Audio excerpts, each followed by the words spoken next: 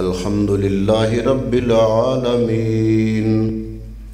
والعاقبة للمتقين الصلاة والسلام على سيد الأنبياء والمرسلين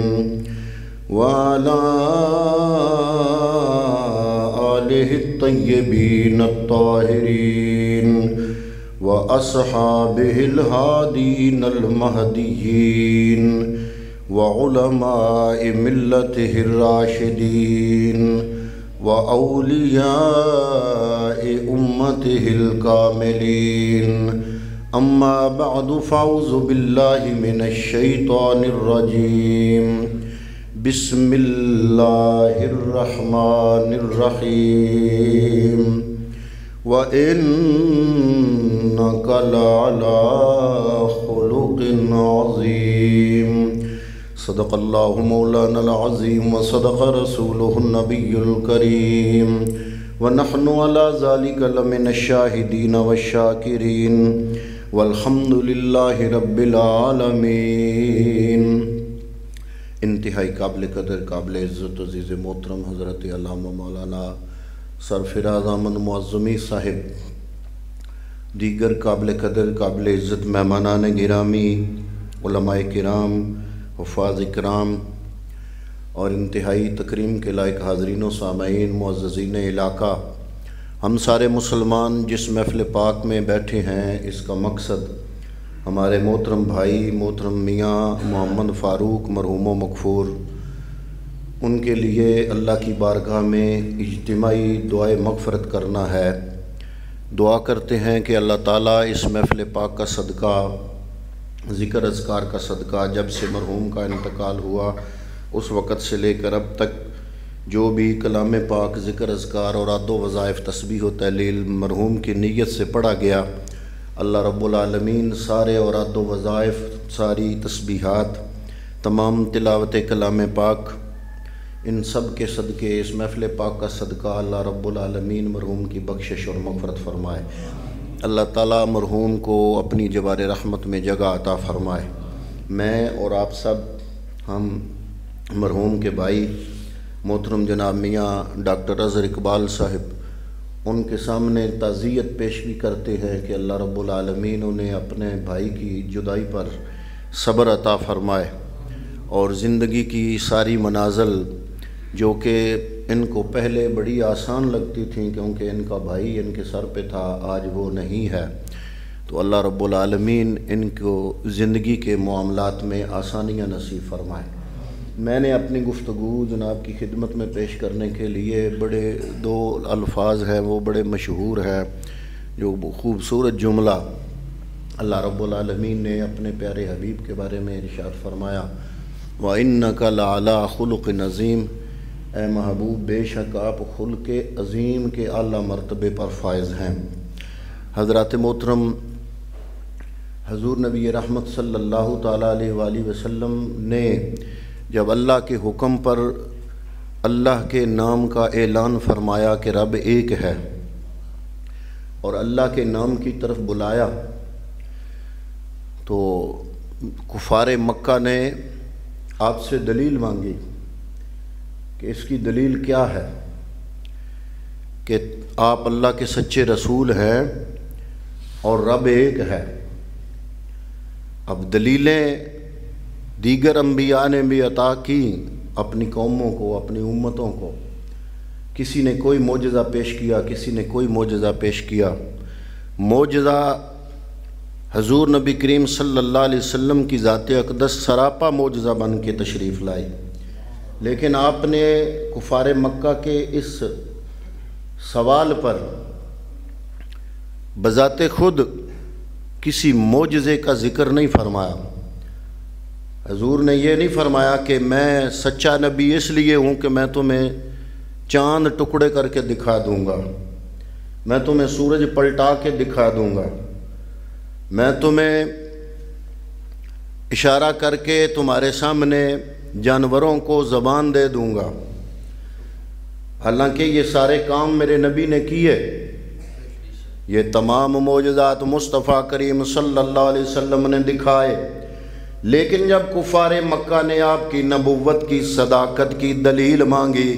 تو اللہ کے پیارے محبوب نے یہ نہیں جواب میں فرمایا کہ میں سورج پلٹا سکتا ہوں، میں چاند ٹکڑے کر سکتا ہوں، میں اپنی انگلیوں سے چشمے جاری کر کے 1400 صحابہ کو پلا سکتا ہوں، میں انگلی کا اشارہ کر کے پتھروں کو زبان عطا کر سکتا ہوں، میں انگلی کا اشارہ کر کے درختوں کو حکم کر سکتا ہوں، وہ زمین چیرتے ہوئے میری بارگاہ میں حاضر ہو سکتے ہیں۔ لیکن حضور نبی کریم صلی اللہ علیہ وسلم نے حالانکہ یہ سارے کام سر انجام دیے، یہ سارے معجزے دکھائے، لیکن ابتدا اسلام میں جب کفار مکہ نے آپ سے مطالبہ کیا، آپ نے بڑا خوبصورت جملہ ارشاد فرمایا، وہ جملہ سونے کے پانی سے لکھنے کے قابل ہے، اور میں جب وہ جملہ پڑھتا ہوں میرا سینہ چوڑا ہو جاتا ہے، رب کا شکر ادا کرتا ہوں، اے رب العالمین تو نے مجھے ایسے عظیم الشان پیغمبر کا امتی بننے کا شرف عطا فرمایا۔ وہ جملہ 2-3 لفظوں پر مشتمل ہے۔ میرے نبی نے فرمایا، اے لوگو مجھ سے معجزہ طلب کرنے والو، میری نبوت کی صداقت پر دلیل مانگنے والو، حضور نے فرمایا فقد لبست فیکم عمرا من قبلہ، میں محمد عربی نے ایک زندگی تم میں گزاری ہے، کیا تمہیں میری زندگی میں تمہیں کوئی جھول نظر آیا؟ کیا کوئی میری زندگی جو میں نے تمہارے سامنے گزاری ہے اس میں کسی قسم کی کوئی خامی کوئی کجی نظر آئی؟ فرمایا فقد لبست فیکم عمرا من قبلہ۔ حضرات محترم، یہ جملہ کوئی آسان نہیں، یہ بڑا مشکل کام ہے کہ اپنی ذات کو، اپنے کردار اور اپنی زندگی گزاری ہوئی زندگی کو، اپنی سیرت کو لوگوں کے سامنے پیش کر دینا، اور وہ بھی ان لوگوں کے سامنے، حضرات محترم وہ لوگ جو جانی دشمن بنے ہوئے تھے،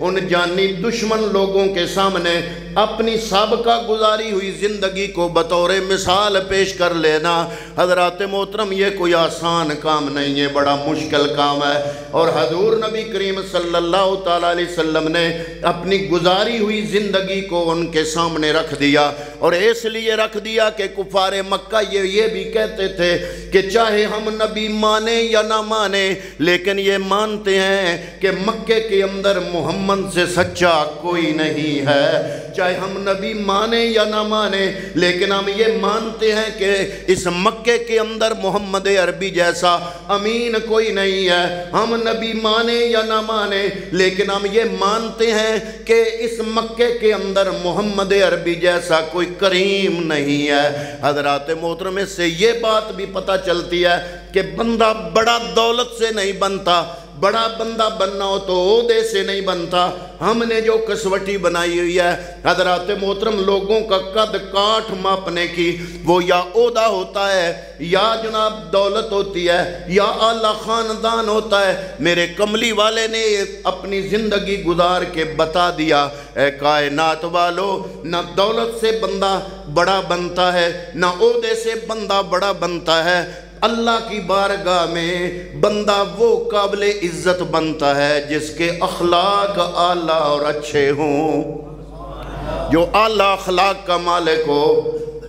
وہ بندہ اللہ کی بارگاہ میں قابل عزت بنتا ہے۔ اللہ کا قرآن گواہ ان اکرمکم عند اللہ اتقاکم، اللہ رب العالمین کی بارگاہ میں عزت والا وہ ہے جو تم میں زیادہ متقی اور پرہیزگار ہے۔ حضور نبی کریم صلی اللہ تعالیٰ علیہ وآلہ وسلم اخلاق لے کر آئے، اور امت کے اخلاق بہتر بنانا آپ کا مقصد تھا۔ آپ کا ارشاد ہے بُعِثْتُ لِأُتَمِّمَ مَكَارِمَ الْأَخْلَاقِ، میں اس لیے پیدا ہوا ہوں، میں اس لیے مبعوث ہوا ہوں، میں اس لیے بھیجا گیا ہوں تاکہ میں اخلاق کی تکمیل کر سکوں، انسان کو انسانیت کا راستہ بتا سکوں، انسان کو انسانیت کی اصل معراج تک پہنچا سکوں، انسان کے کردار اور سیرت کو مزید ترقی دے سکوں، اس کو عروج دے سکوں، اور اس کو اپنی سیرت دکھا کے اپنی رہنمائی اپنی سیرت اور کردار کے ذریعے لوگوں کو بتا سکوں کہ اخلاق اس چیز کا نام ہے۔ اس لیے اللہ رب العالمین نے فرمایا لَقَدْ كَانَ لَكُمْ فِي رَسُولِ اللَّهِ أُسْوَةٌ حَسَنَةٌ۔ اے کائنات والو، اگر چاہتے ہو کہ رب العالمین تمہیں پسند کر لے، اگر چاہتے ہو کہ اللہ رب العالمین کی بارگاہ میں پسندیدہ بندہ بن جاؤ، تو اس کا حل ایک ہی ہے، لَقَدْ كَانَ لَكُمْ فِي رَسُولِ اللَّهِ أُسْوَةٌ حَسَنَةٌ۔ مصطفیٰ کریم صلی اللہ تعالیٰ علیہ وسلم کی زندگی تمہارے لیے نمونہ ہے۔ میرے نبی کا اٹھنا بیٹھنا، میرے نبی کی گفتگو کا انداز، حضور نبی کریم صلی اللہ تعالیٰ علیہ وسلم کی گفتگو کا لہجہ، حضور کی گفتگو کا اتار چڑھاؤ، حضور کا لین دین کے معاملات، حضور کے معاملات کا سارا انداز، حضور نبی کریم صلی اللہ تعالیٰ علیہ وسلم کی زندگی کا ایک ایک لمحہ اگر امتی اپنی زندگی کا حصہ بنا لے تو اللہ رب العالمین نے قرآن میں اعلان کر دیا ہے، محبوب ان سے کہہ دو قُلْ إِن كُنْتُمْ تُحِبُّونَ اللَّهَ فَاتَّبِعُونِي يُحْبِبْكُمُ اللَّهُ۔ اگر تم اللہ سے محبت کرنا چاہتے ہو تو ایک ہی طریقہ ہے، بہترین طریقہ، اگر تم رب العالمین سے محبت کرنا چاہتے ہو تو فَاتَّبِعُونِي، محمد مصطفیٰ کی عطاؤں کو اپنا لو۔ جب جسم تمہارا ہوگا،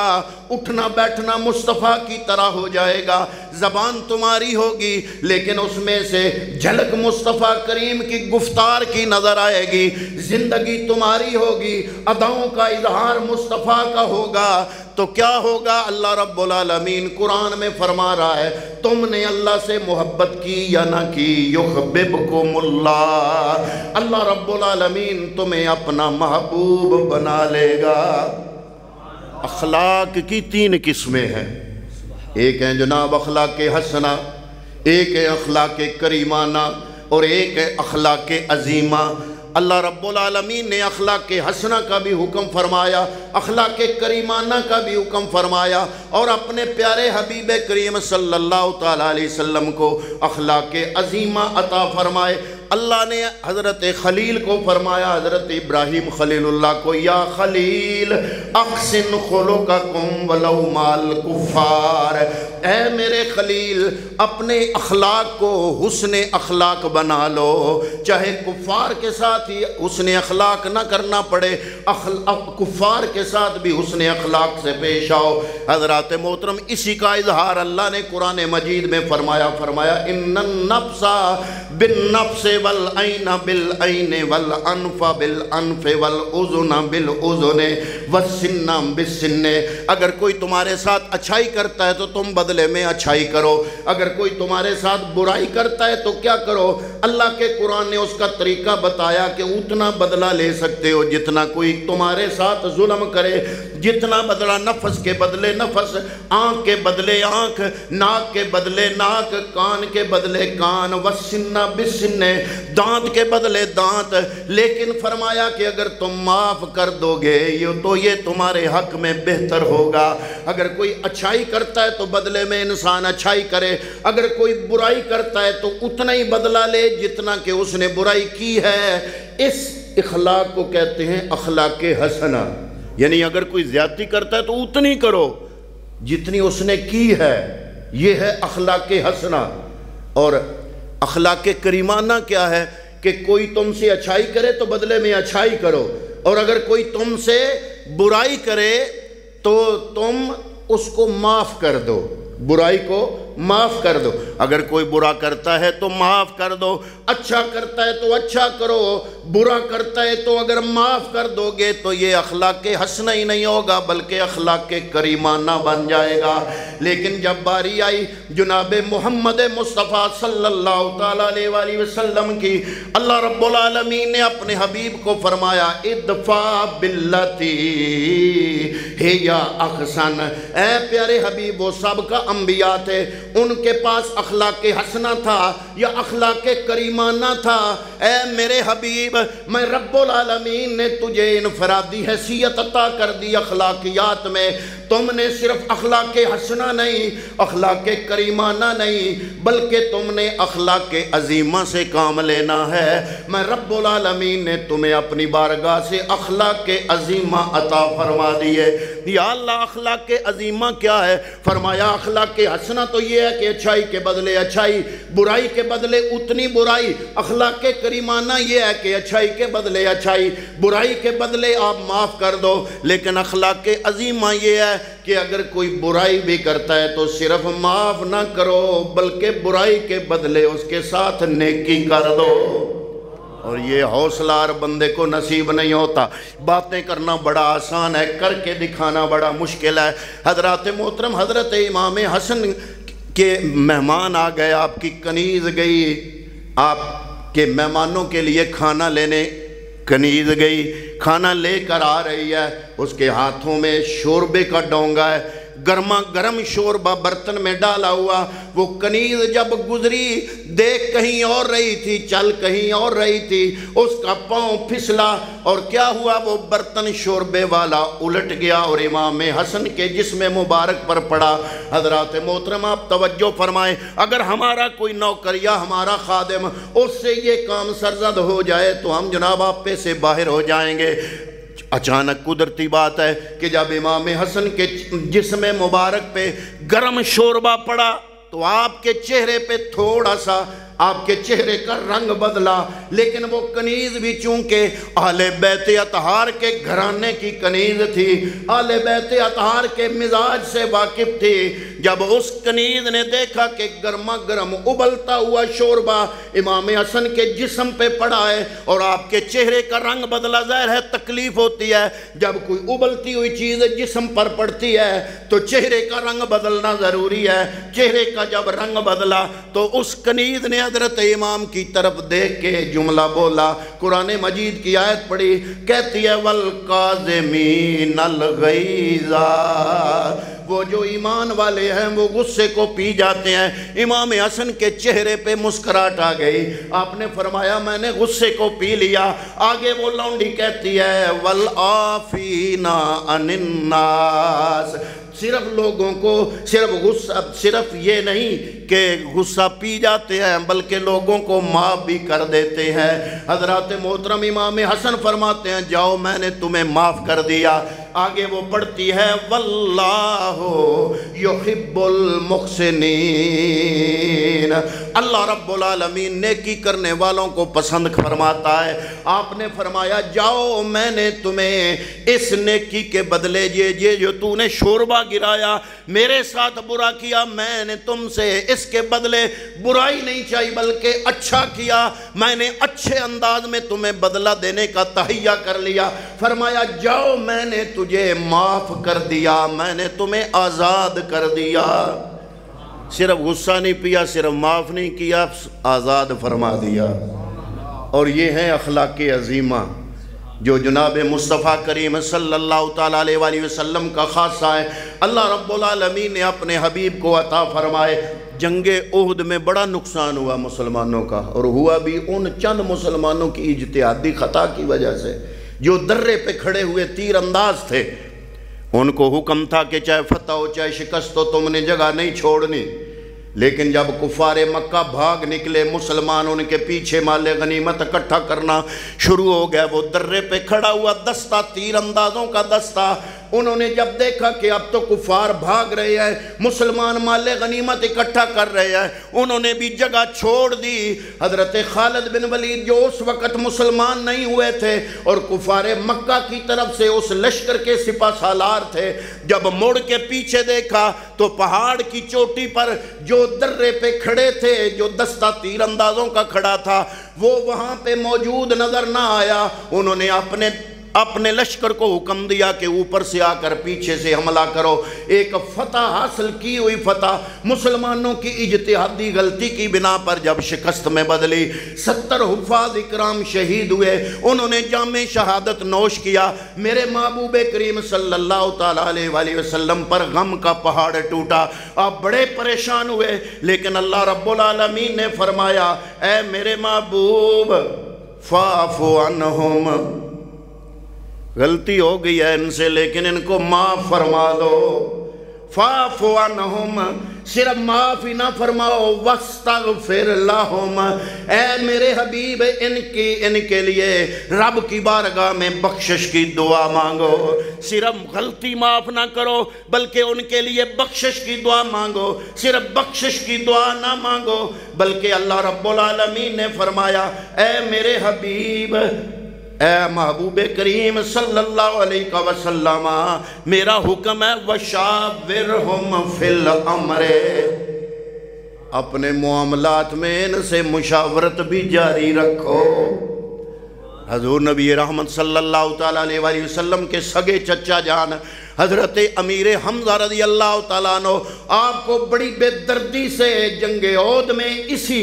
پاداش میں یہ جو دوبارہ فتح شکست میں بدلی اور پھر کفار مکہ دوبارہ پلٹے،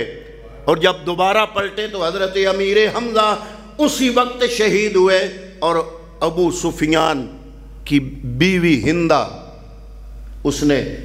حضرت امیر حمزہ میرے محبوب کریم صلی اللہ تعالیٰ علیہ وسلم کے سگے چچا جان، ان کو شہید کیا، ان کا سینہ چیرا، سینہ چیر کے جگر نکالا، میرے نبی رحمت صلی اللہ علیہ وسلم کے سامنے کھڑے ہو کے وہ کلیجہ چبایا۔ حضور نبی کریم صلی اللہ تعالیٰ علیہ وسلم کو بڑے پیارے تھے حضرت امیر حمزہ، آپ کی آنکھوں میں آنسو آئے، اتنا شدید غصہ حضور نبی کریم کو آیا، آپ نے ایک جملہ ارشاد فرمایا جب میں کافروں پر فتح حاصل کروں گا، میرا رب مجھے فتح عطا فرمائے گا، تو میں ایک نہیں بلکہ ایک کے بدلے 70 کافروں کا حال ایسے کروں گا۔ اتنا شدید غصہ۔ تو حضور نبی رحمت صلی اللہ تعالیٰ علیہ وسلم کہ چونکہ چچا تھے، بڑے پیارے تھے، لیکن اللہ رب العالمین نے فرمایا سورہ نمل کی آیت نمبر 26، اے میرے محبوب کریم صلی اللہ علیہ وسلم، میرا رب العالمین محبوب کے جذبات پر نظر رکھے ہوئے ہے،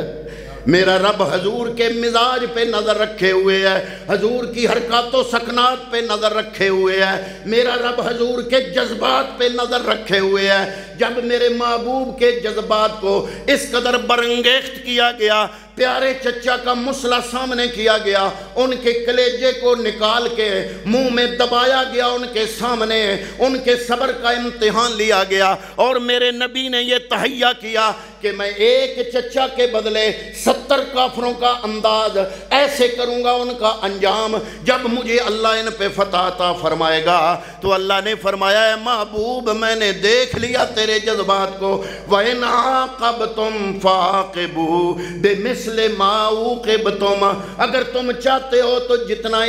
انہوں نے تمہیں ستایا اتنا تم ان کو ستا دو، لیکن وَلَئِنْ صَبَرْتُمْ لَهُوَ خَيْرٌ لِلصَّابِرِينَ، لیکن اگر تم صبر کرو گے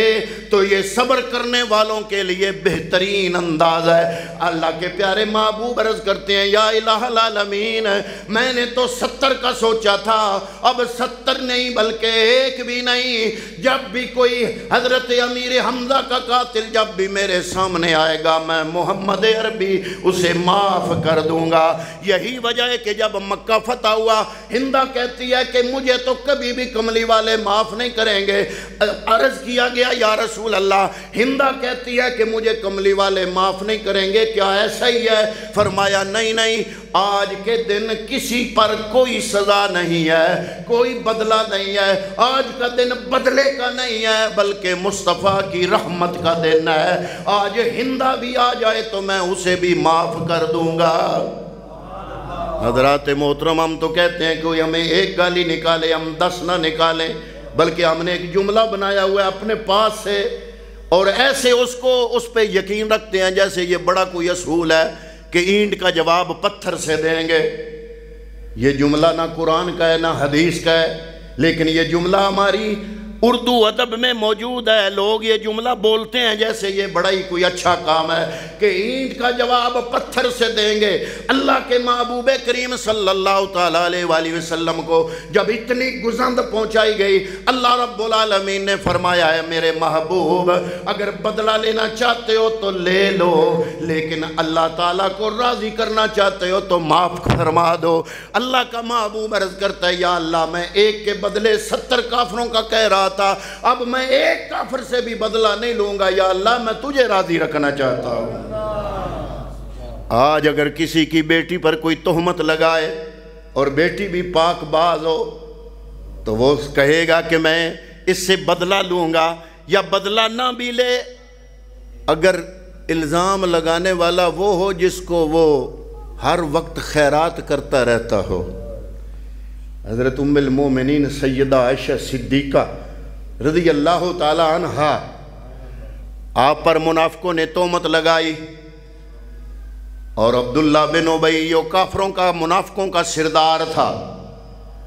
وہ بڑا بڑھ چڑھ کے اس افواہ کو پھیلا رہا تھا اور منافق ٹیڑھی ٹیڑھی زبانوں سے میرے نبی کی عزت پہ حملہ کر رہے تھے، حتیٰ کہ جو نئے نئے مسلمان تھے وہ بھی اس لپیٹ میں آ گئے، اور ان میں وہ لوگ بھی تھے جن پر حضرت جناب سیدنا صدیق اکبر خیرات فرمایا کرتے تھے. بڑے مالدار تھے، آپ خیرات کرتے تھے، پیسے دیا کرتے تھے انہیں. تو جب وہ لوگ بھی زبانیں ٹیڑھی کر کر کے باتیں کرنے لگے تو صدیق اکبر کو بڑا قلق ہوا. حضرت ابوبکر صدیق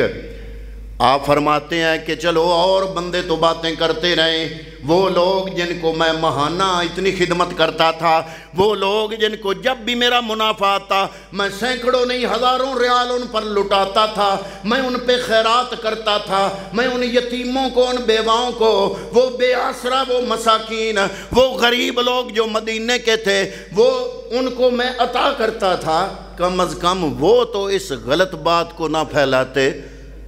اگر اللہ رب العالمین نے میری بیٹی پر لگے الزام دور کر دیے تو میں بدلہ لوں گا.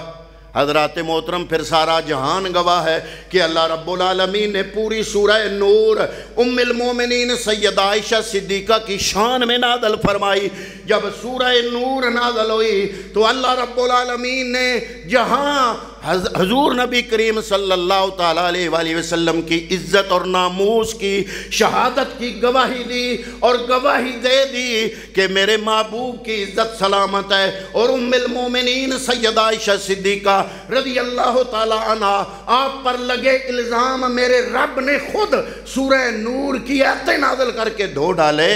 تو صرف وہ عیب ہی نہیں دھوئے بلکہ اللہ رب العالمین نے سورہ نور میں ابو بکر صدیق کے بارے میں